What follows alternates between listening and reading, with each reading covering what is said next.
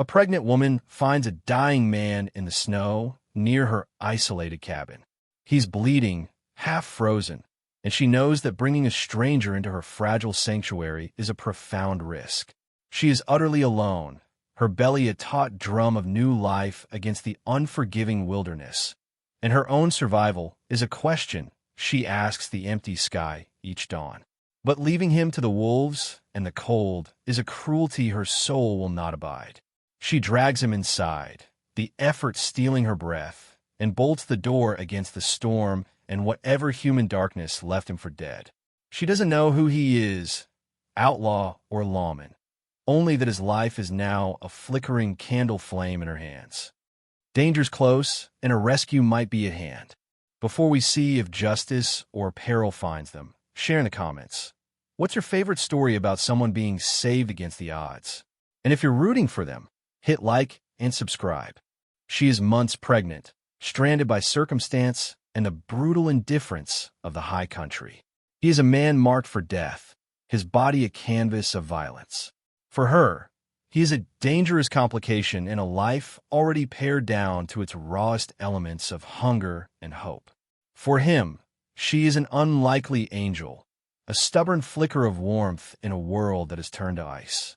As she nurses him, cleaning his wounds and spooning broth between his cracked lips, she knows his enemies might be tracking him. They could arrive at any moment, bringing with them the same violence that laid him low. And with 3 words muttered in a fever dream, a name she does not recognize, she understands the stakes have risen. Her act of mercy has not just invited a stranger into her home. It has invited his fate to come knocking on her door. The silence of the cabin was a living thing. Alara had learned its language over the past 7 weeks, since the day the first blizzard had swallowed the world and, with it, her husband. Thomas had gone to Cutter's Creek for salt and flour, a 2-day journey that should have seen him home long before the sky turned the color of a lead ingot. He never returned. At first, she'd fed the fire with frantic energy, pacing the single room, her eyes raw from staring into the blinding white emptiness outside the window.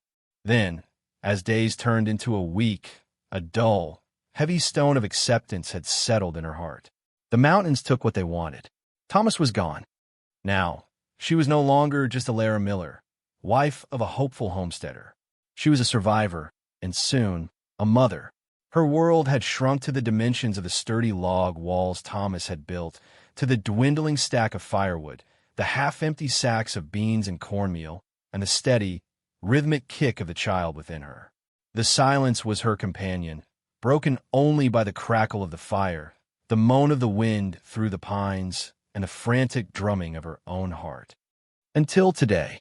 Today, the silence had been shattered by the discovery she'd made while checking her rabbit snares. A dark shape against the snow, almost a part of the landscape of fallen logs and deep drifts. It was a man, face down, a stain of impossible crimson spreading from his back. For a long, heart-stopping moment, she had thought it was Thomas, that he had somehow crawled his way home.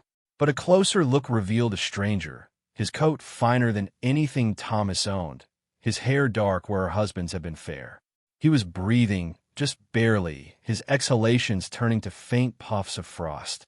Dragging him back to the cabin had been a battle against his dead weight, the sucking snow, and the screaming protest of her own strained body. She was not a large woman, and the pregnancy made every movement a negotiation. But she had done it. He now lay on the floor, on the bearskin rug before the hearth, a collection of groans and feverish trembles. She worked with a grim, practiced efficiency born of her solitude. She stripped away his wet, frozen coat, a fine wool garment with a velvet collar, now stiff with ice and blood. Beneath it, a white shirt was ruined, plastered to a ragged wound high on his shoulder, another on his side that looked angrier, deeper. The bullet had gone clean through his shoulder, she thought, but the one in his side, that was the one that was killing him. She tore strips from one of Thomas's old shirts, her hand steady as she boiled water and washed the wounds as best she could. He was lean but wiry, his body a map of old scars that spoke of a life far removed from tilling stubborn soil. As she worked, He mumbled, his voice a dry rasp. Name she didn't know. Cain. The ledger. Damn your eyes, Jedediah. He flinched, his hand twitching, and his eyes, the color of a stormy sky, flew open. They were unfocused, glazed with pain, but they held an intelligence that startled her. For a second, they seemed to see her, truly see her, before the fog of delirium rolled back in. Easy now, she murmured, the words feeling foreign in the quiet room. She hadn't spoken aloud to another soul in nearly 2 months. You're safe for now. She wasn't sure if she was lying. The man's fine clothes, the articulate, angry whispers of a man named Jedediah Cain, the very nature of his wounds, they all pointed to trouble. Trouble that had left him for dead and might very well come looking to finish the job. Her cabin, her sanctuary, was no fortress. The door had a simple bolt. The single window had a shutter, but it was wood, not iron. And she, a pregnant woman with a dwindling supply of ammunition for Thomas's rifle, was its only defender. She managed to get some watered-down broth into him, lifting his head with one arm, her other hand guiding the spoon. He swallowed convulsively, his throat working. He was fighting, his body clinging to life with a tenacity she recognized in herself. As she laid his head back down, her fingers brushed against a lump inside his discarded coat. Curiosity, or perhaps a primal need to understand the danger she had invited into her home, made her reach for it. Her fingers closed around a small, metal object pinned to the silken lining. She drew it out and held it to the firelight. It was a small, 5-pointed star, tarnished and dull, but the engraving was unmistakable. In the center was a single, unblinking eye, surrounded by the words, Pinkerton's National Detective Agency. The breath caught in her throat. A Pinkerton. He wasn't an outlaw. He was the law, or a version of it. A manhunter, a union buster, a protector of railroad barons and wealthy industrialists. Their reputation was a complicated one, a mixture of celebrated heroism and whispered brutality. Which was he? And who was Jedediah Cain? The hunted or the hunter? A wave of fear, cold and sharp, washed over her. A Pinkerton agent didn't end up shot and left for dead in the middle of nowhere over a stray cow or poker debt. This was about something significant, something worth killing for. And the man he'd spoken of, Cain, was likely the one who had put the bullets in him. A man who would not want any loose ends. A man who would not care about a pregnant woman in an isolated cabin. She quickly pinned the badge back inside the coat, tucking the garment away in the dark corner behind the woodpile. It was a secret she would keep. Information was a currency, but in her situation, it was also a burden. For now, he was just a man. A wounded man she had chosen to save. The reasons why he was wounded were a danger she would have to navigate later. She settled into the rocking chair Thomas had made for her, the rifle laid across her lap. Her hand rested on her swollen belly, a constant, reassuring presence. She watched the stranger's chest rise and fall, a fragile rhythm against the howling of the wind. She had brought him in to save him from the storm, but she knew, with a certainty that chilled her to the bone, that she had just invited a far more dangerous storm inside. The fire popped, spitting an ember onto the hearth, and in the flickering light, the long, lonely night began. The days bled into one another, marked only by the shifting light outside the cabin's single window and the state of the man on the floor. Alara fell into a rhythm dictated by his needs and her own. She kept the fire roaring, a constant battle against the insidious cold that seeped through the log walls. She melted snow for water, doled out their dwindling food with painstaking care, and tended to his wounds with a gentle firmness that surprised even herself. The infection in his side was her greatest fear. It raged, turning the skin around the wound a frightening shade of red and fueling a fever that left him drenched in sweat and lost in a landscape of nightmares. In his delirium, he spoke more, fragments of a life she could barely imagine. He spoke of train cars and payrolls, of smoky backroom saloons and the dust of the plains. And always, the name Cain spat out like a curse. Got the ledger, he'd muttered one night, his eyes wide and vacant as he stared at the ceiling. All the names. Kane won't get it. Won't get it. She would soothe him with a cool cloth on his brow, her own heart thudding with a mixture of fear and a strange, burgeoning protectiveness. The ledger. It sounded important. It sounded like the kind of thing men killed for. Slowly, agonizingly, the fever began to recede. The angry redness of his wound softened to a sullen purple. One afternoon, she was spooning broth into his mouth when his eyes cleared. The glazed, vacant look was gone, replaced by a sharp, focused intelligence that made her pause, the spoon halfway to his lips. He stared at her for a long moment, his gaze taking in her worn dress, her tired face, the gentle swell of her belly. He looked around the small, tidy cabin, at the rifle resting against the wall, at the pot simmering over the fire. His eyes, she noted, were the color of wet slate, and they held no softness. "Where am I?" he asked. His voice was a raw, scratchy whisper, but it was the voice of a sane man. "My cabin," she answered simply, her tone even, "in the Blue Creek Basin." He processed this, his gaze returning to her. "Who are you?" "Alara Miller." He tried to push himself up, a grimace of pain flashing across his face before he fell back, gasping. "Don't," she said, her voice firm. "You'll tear your stitches. I had to sew you up." He looked down at his bandaged side, as if seeing it for the first time. He touched it gingerly, his brow furrowed in concentration, piecing together the broken fragments of his memory. "I was ambushed. I found you in the snow," she said, offering him the spoon again. This time, he took the broth, his eyes never leaving her face. The silence stretched between them, thick with unspoken questions. He was assessing her, she knew, with the practiced eye of a man who survived by reading people. And she, in turn, was assessing him. There was a hardness to him, a core of tempered steel that even this near-death experience couldn't entirely hide. But there was something else, too, a flicker of profound weariness. "How long?" he finally asked. 6 days. His eyes widened slightly. 6 days. A lifetime for a man left to die. He owed her his life, and they both knew it. The debt hung in the air between them. "My horse," he rasped. There was no horse. Just you. A flicker of alarm crossed his features. "My saddlebags." "There is nothing but you in the snow," she repeated, her voice gentle but firm. She decided not to mention the coat or the badge. Let him think it was all lost to the storm. It was safer that way.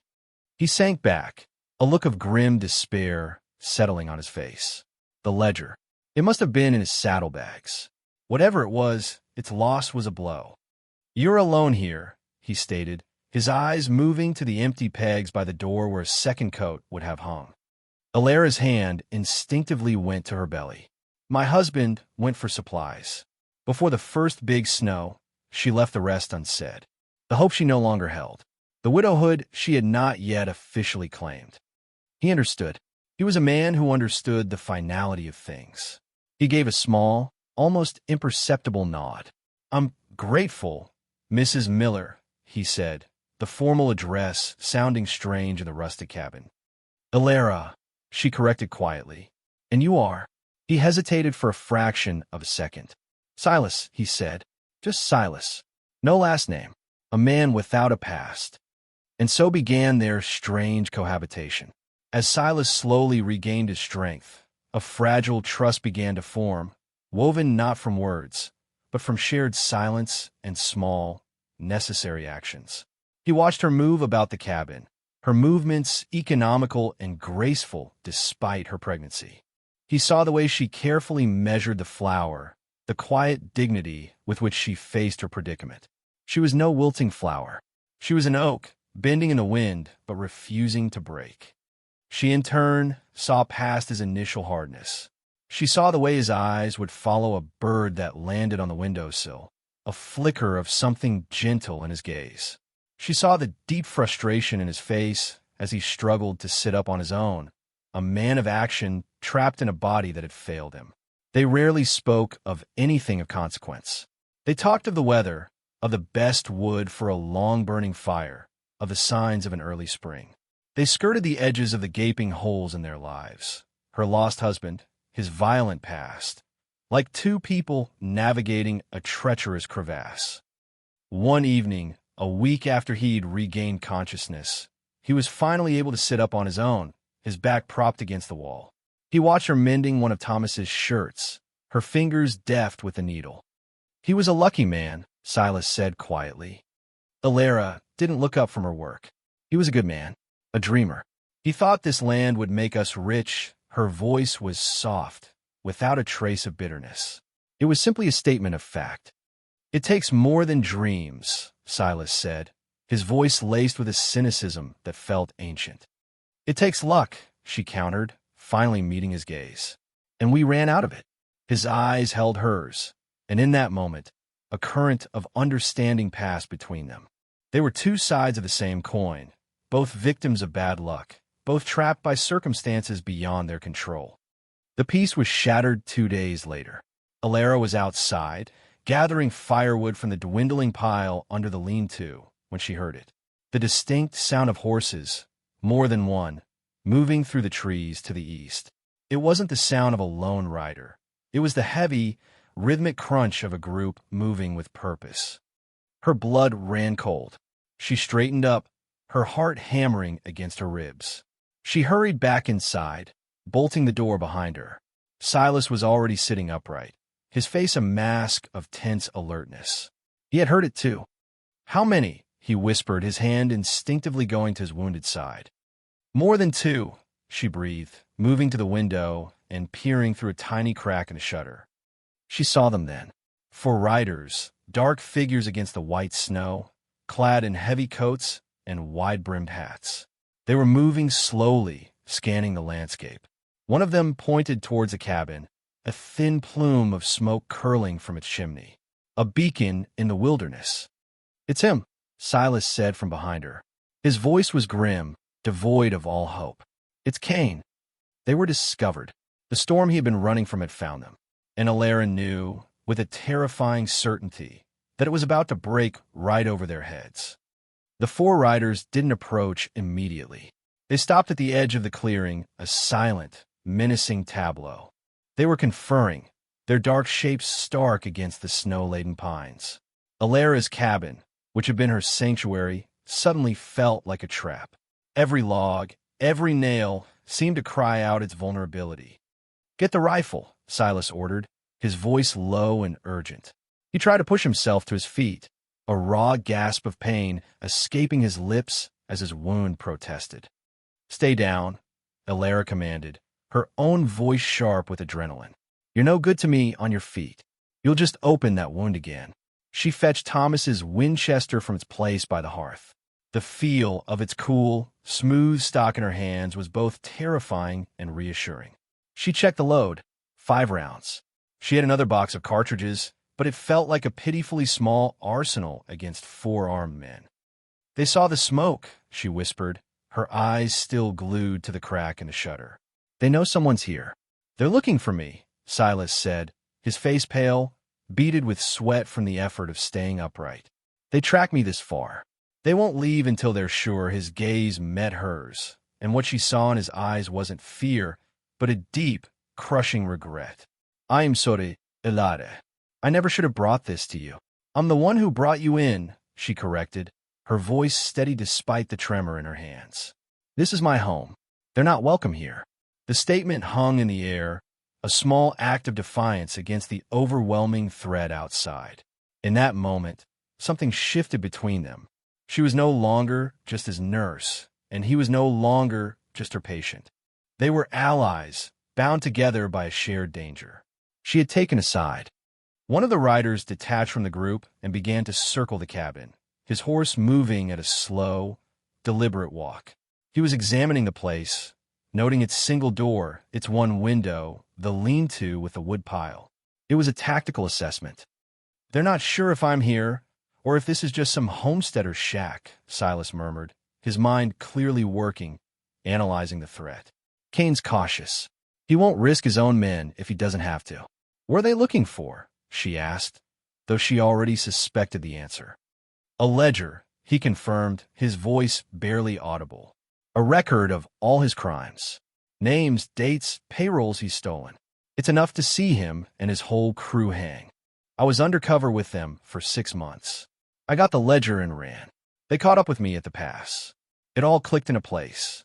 The fevered whispers, his desperation over the lost saddlebags. He was a lawman, and this was his case.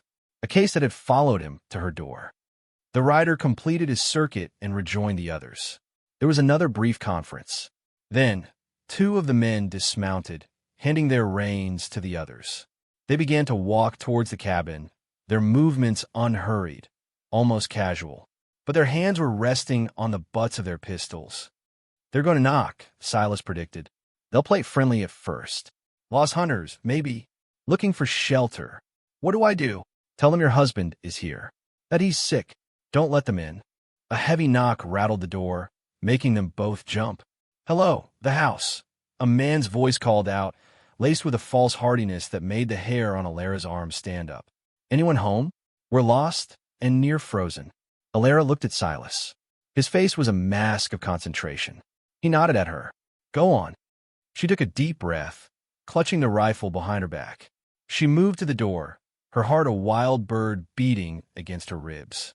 "Who's there?" she called out, pitching her voice to sound wary, but not overly frightened. "Just a couple of fellas who took a wrong turn hunting, ma'am," the voice replied. "Could we trouble you for a bit of warmth by your fire? We'd be mighty grateful." "My husband is sick," she said, her voice catching just enough to sound genuine. "A fever. I don't think it's wise to have visitors." There was a pause. She could almost hear them thinking, communicating silently with each other.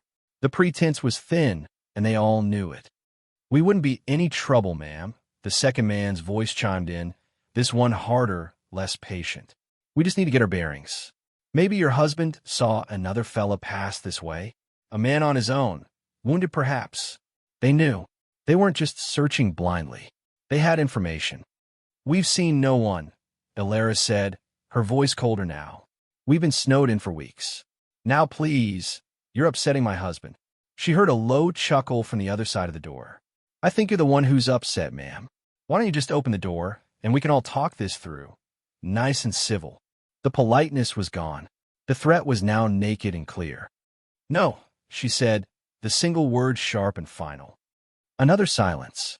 This one was longer, heavier. She could feel Silas's gaze on her back, a silent weight of support. She wasn't just a pregnant woman anymore. She was a fortress wall, and she would not crumble. "That's a pity, ma'am," the first man said, his voice dropping to a low, menacing growl. "Because our boss, Mr. Kane, he's a man who doesn't like being told no." She heard their footsteps retreating in the snow. Her shoulders sagged with a moment's relief, but it was fleeting. She turned to Silas. "They're not leaving," he said, stating the obvious. "They'll wait. They might try to burn us out, or they'll wait until we're out of wood, out of food. They have time. We don't." He was right. The cabin was no longer a shelter. It was a prison. They were under siege. The 4 riders had set up a crude camp just within the tree line, visible from the window. They built a fire, its smoke a mocking echo of Alara's own. They were settled in for the long haul. Days turned into a grim waiting game. Alara rationed their food and water with a miser's care. The woodpile dwindled at an alarming rate. The silence from outside was more nerve-wracking than open aggression. They were being watched, their every move scrutinized. The child inside her, once a source of quiet joy, now felt like a terrible vulnerability, a ticking clock. Silas, meanwhile, seemed to be drawing on some hidden reserve of strength.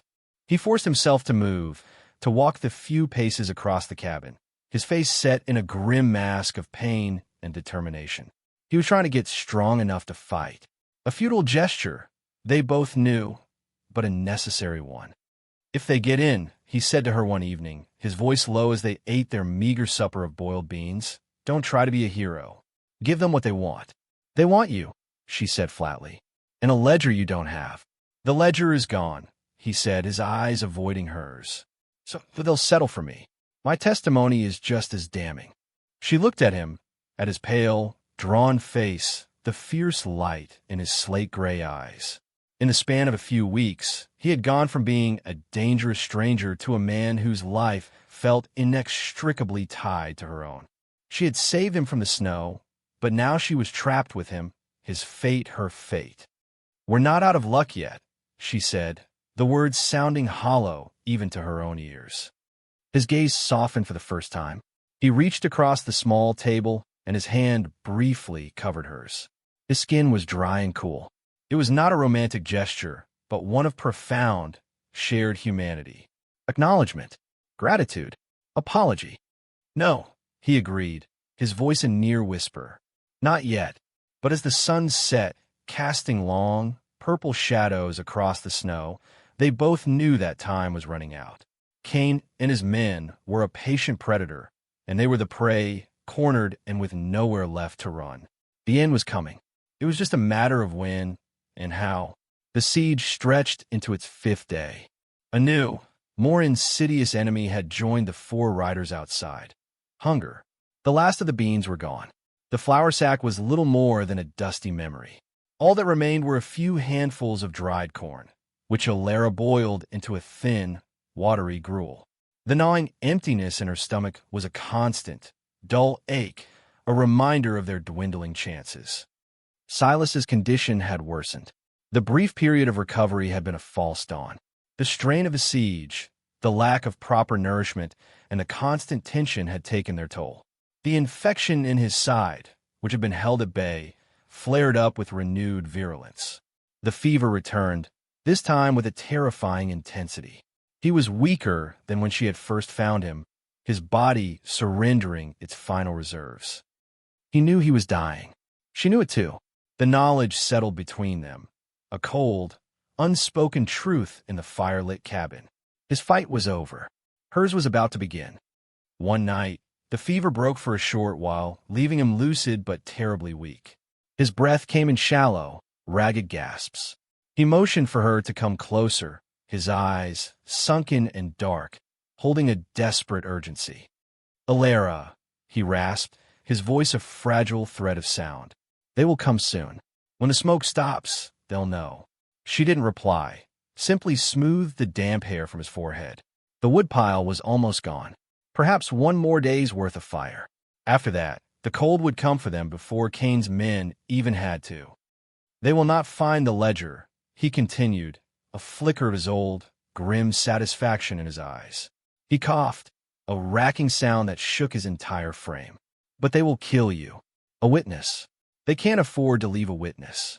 "I know," she said softly. He reached under the thin blanket that covered him, his hand fumbling with something. He pulled out a small, oilskin pouch she hadn't seen before. It must have been strapped to his body, hidden even from her when she'd first tended to him. With trembling fingers, he opened it.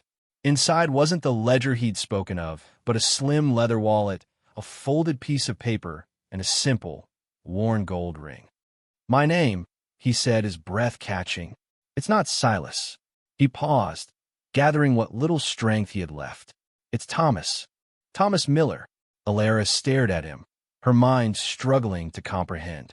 It was her husband's name.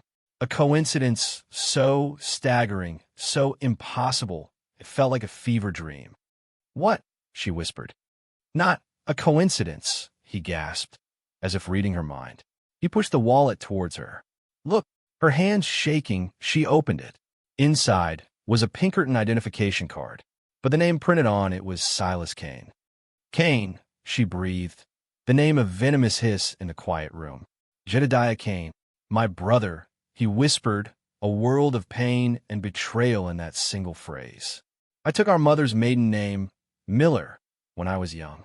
Wanted nothing to do with him or his ways. He never knew.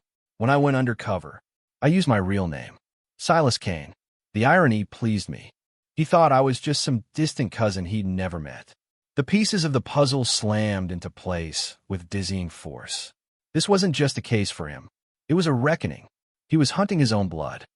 "The ledger," he coughed, a fleck of blood appearing at the corner of his mouth. "It wasn't in my saddlebags. It's too important. It's in here." He tapped the folded paper. "Coded. A list of names. Accounts. Everything." He pushed the paper, the wallet, and the ring into her hand. His grip was surprisingly strong, desperate. "He doesn't know what I look like now," Silas, or Thomas, said, his voice gaining a strange, final clarity. "I had a beard, longer hair. He won't recognize me when they find me. I am your husband, Thomas Miller. Do you understand? I am the homesteader who went for supplies and finally crawled home, only to die in my own bed." The sheer audacity of the lie, the desperate, brilliant, insane gamble, took her breath away. He was giving her a story, a shield. He was crafting her a future out of his own death. "You tell them my name is Thomas Miller," he repeated, his eyes boring into hers, willing her to be strong. "You are a grieving widow. There is nothing for them here. No great lawman, no famous Pinkerton, just a poor, dead dirt farmer and his pregnant wife. You are nothing to them. You are safe." Tears welled in her eyes, hot and sudden. Tears for this man, this stranger who had become so much more. Tears for his sacrifice, for the terrible, beautiful gift he was giving her. "The ring," he whispered, his eyelids fluttering. "Put on. Sell the ledger to the agency. The reward, it will be enough. For you and the child." His last words were a plea. "Live, Alara. Just live." His hand went slack in hers. His eyes, the color of a stormy sky, stared up at the ceiling, seeing nothing. The fragile rhythm of his breathing ceased. He was gone. The silence that descended upon the cabin was absolute, a crushing weight. He had left her with a dead body, a terrible secret, and one last, desperate chance at survival. She looked at the gold band in her palm. It was warm from his skin. Slowly, reverently, she slipped it on her finger. It fit perfectly. She didn't have time to grieve. She had to prepare. She hid the oilskin pouch with the ledger and the wallet deep inside the flour sack, beneath the dusty remains. Then she composed the scene. She straightened his limbs, closed his eyes, and pulled the thin blanket up to his chin. She sat in the rocking chair, placing Thomas's rifle on the floor, out of sight but within reach. She let her face settle into a mask of numb, exhausted grief. She stopped feeding the fire. The cold began to creep in almost immediately. The wait was the hardest part. Hours passed. The sun set. The cabin grew dark and frigged. Finally, she heard it. The crunch of boots in the snow, coming towards the door. No knocking this time. The door burst open with a splintering crash. For silhouettes filled the frame, black against the deep twilight blue of the snow-covered world outside. The lead figure, a large, broad-shouldered man with a thick beard, stepped inside. This had to be Jedediah Kane. He surveyed the scene. The dead fire, the frigid air, the woman in the rocking chair, her belly swollen in the gloom, and the still form on the bed. Well, Kane's voice was a low, gravelly rumble. "Looks like the fire went out." His men fanned out, lanterns held high, their light dancing across the small room. Kane walked over to the bed, his spurs jingling softly, the only sound other than Alara's own pounding heart. He looked down at the face of the dead man. Alara held her breath, praying the lie would hold. Kane stared for a long time.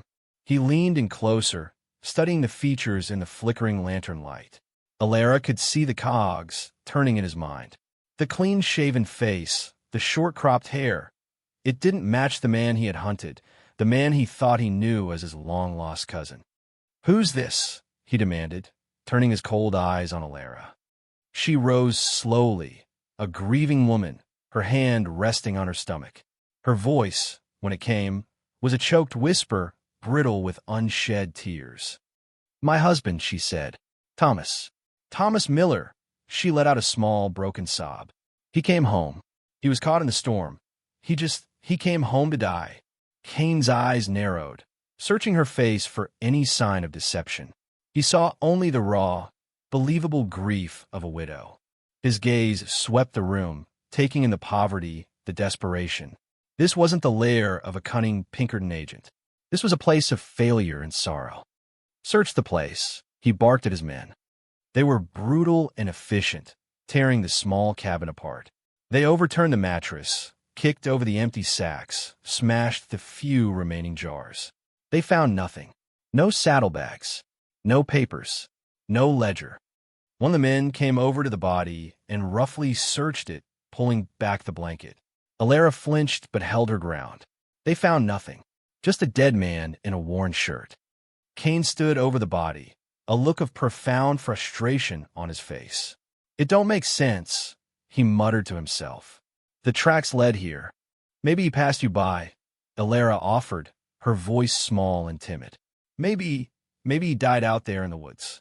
Kane looked at her, then back at the dead man. The story was plausible. A desperate, dying man stumbles upon a homesteader's cabin, only to find the owner himself has just succumbed.